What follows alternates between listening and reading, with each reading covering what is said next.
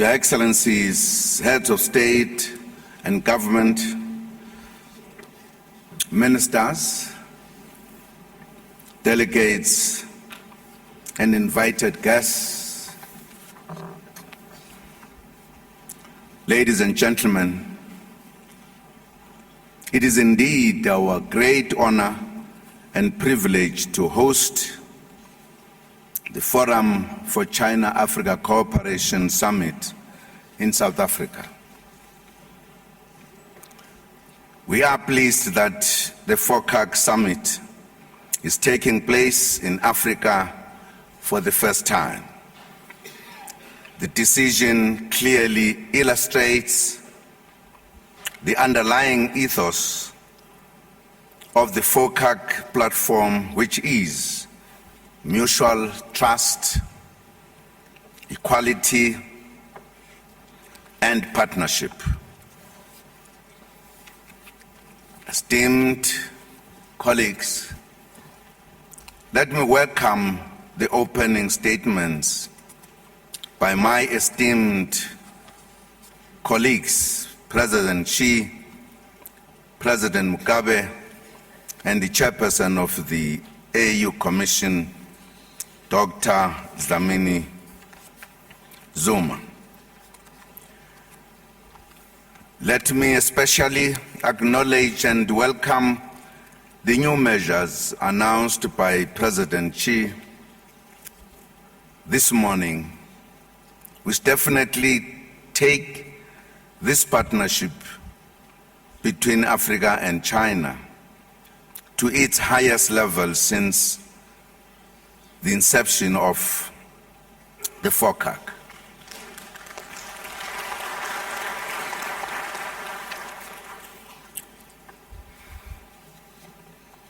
Let me also underline this statement by recalling what President Xi said when we were in Beijing celebrating 70 years of the defeat of fascism.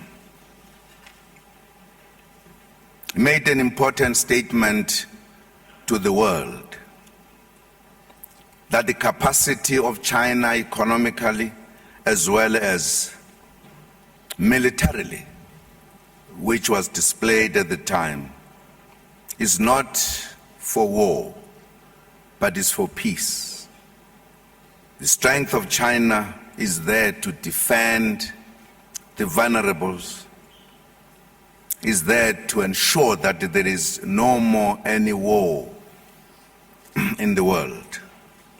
This was repeated at the General Assembly when he offered to support Africa's efforts to solve this problem, to stand by force, as well as the reaction force, which will do things quicker, as well as offering to the UN the capacity of China to help all over the world to stop conflicts and wars. This gesture that has been shown this morning indicates China's position globally. It is there for peace and development, and it is engaging with Africa. I would like to thank you, President Xi. As President Mugabe said, this is concrete evidence that our relations with China is different from other relations we have had in the centuries. Your Excellencies, tomorrow will be the second anniversary of the passing of our beloved President Nelson Mandela. His belief in peace, freedom, democracy, equality, justice, and human rights for all must continue to inspire us to work tirelessly each day to build a better Africa and a more just world. Your Excellencies, the theme of this summit, Africa-China progressing together, win-win cooperation for common development, is a clear indication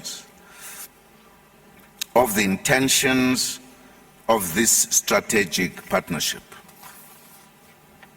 Originally, we were comrades in arms in the quest for liberation and freedom at the height of colonialism and apartheid.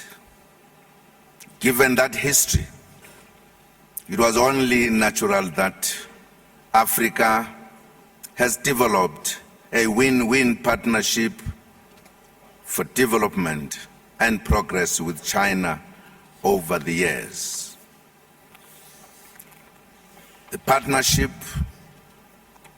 encompasses cooperation in a number of developmental areas, including agriculture, renewable energy, skills training, health, peace and security, and infrastructure development.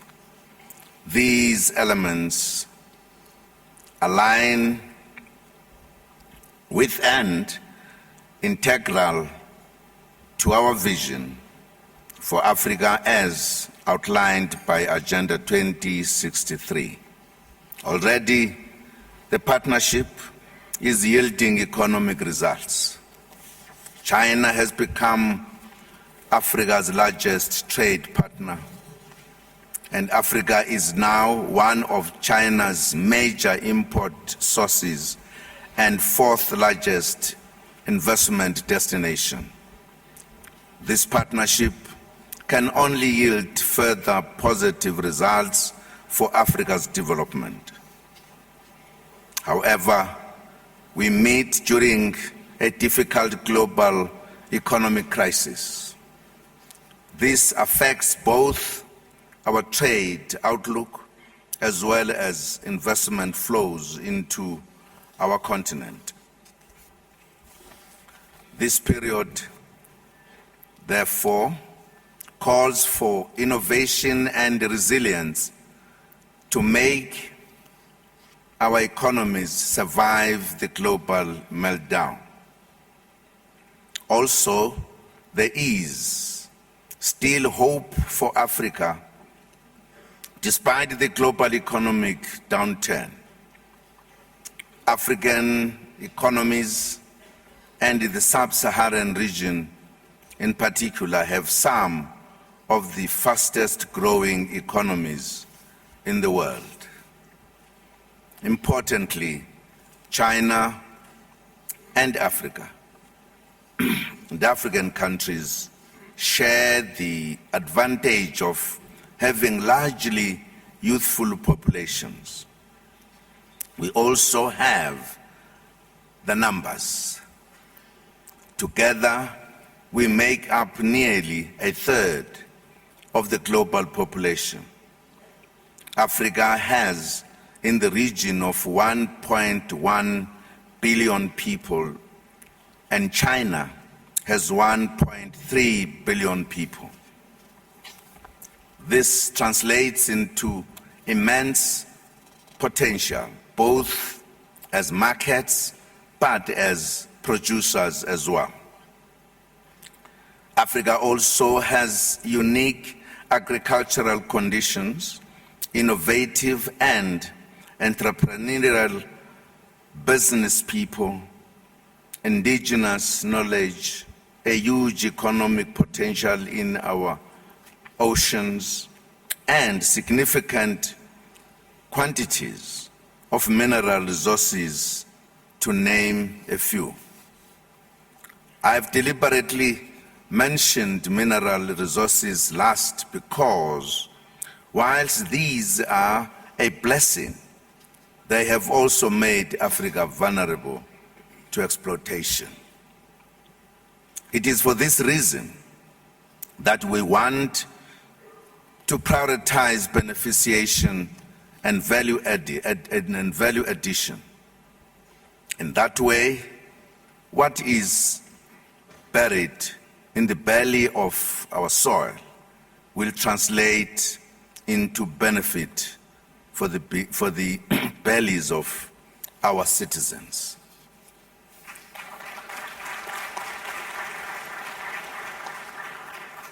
We are also keen to explore cooperation with China to ensure the long-term viability of African mining and extractive industries in a global market. This is important in light of the declining demand for commodities. We also welcome cooperation between Africa and China on infrastructure development in the continent. Africa needs improved connectivity through road, rail, and air, and we need water infrastructure, energy, and a lot more to improve economic activity and improve lives. Excellencies, the year 2015 has brought about the painful humanitarian disaster occasioned by unparalleled global migration. Scores of migrants from Africa and the Middle East have perished in the Mediterranean Sea in their attempts to reach Europe. This desperation is caused by the urgent need to flee from wars and conflict and from poverty and hopelessness. Tragically, we are also witnessing increasing incidents of terrorism in parts of our continent, France and elsewhere.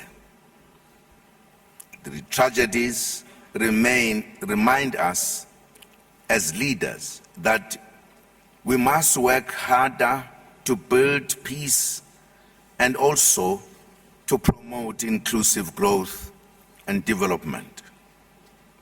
We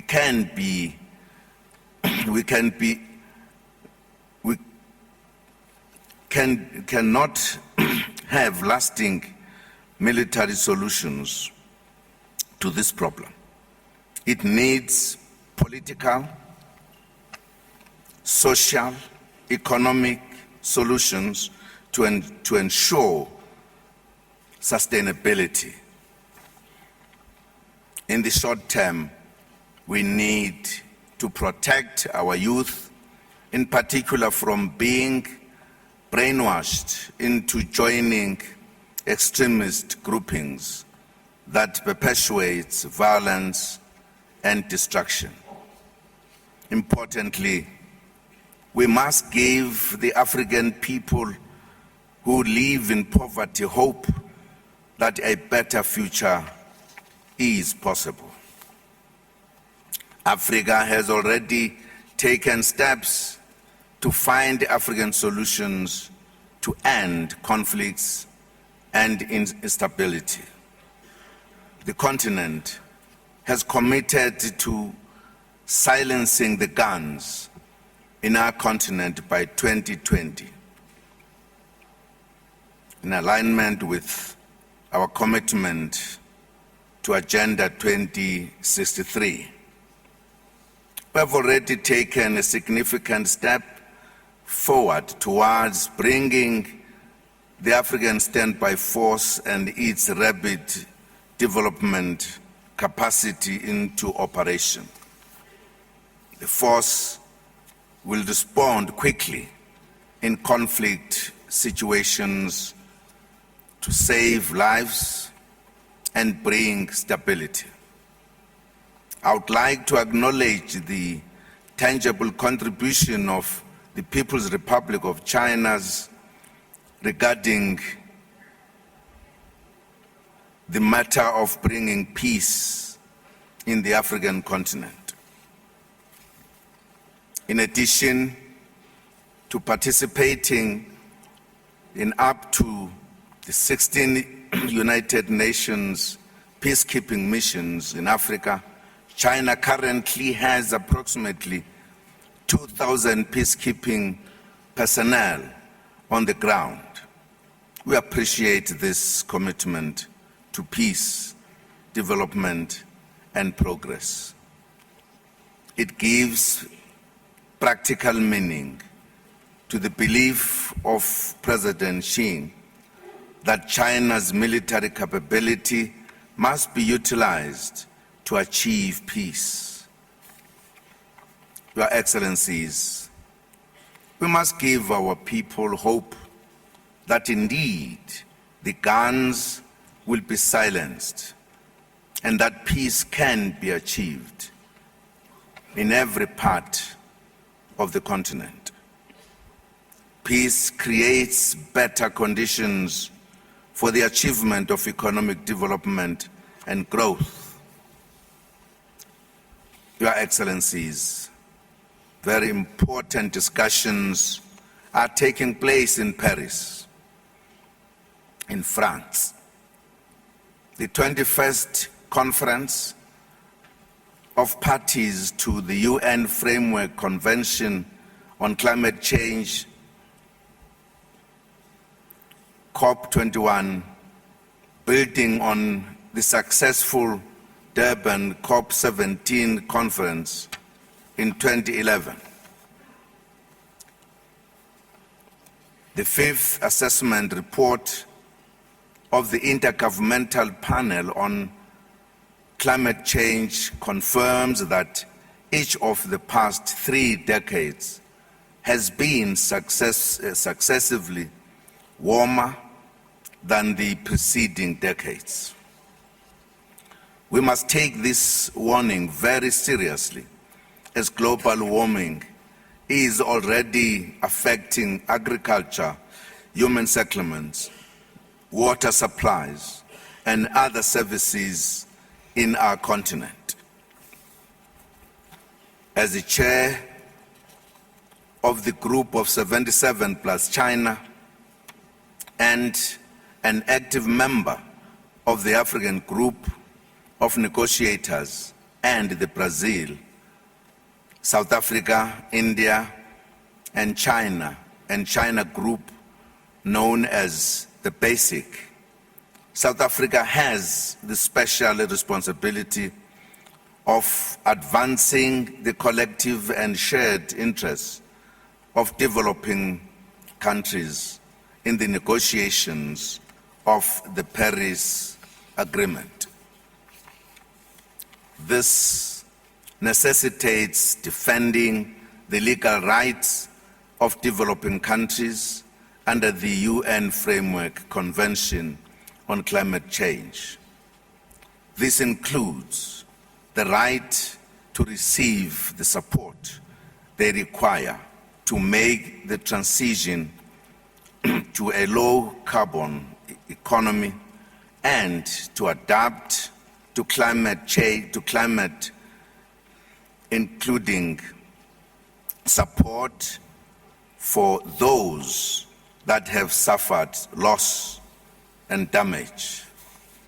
It is also a fundamental principle of the Convention that our actions must be based on the principle of common but differentiated responsibilities and respective capabilities. We wish all parties successful negotiations in Paris. These are set to intensify next week. COP21 must succeed and must produce a legally binding outcome that is applicable to all that will save this planet for future generations.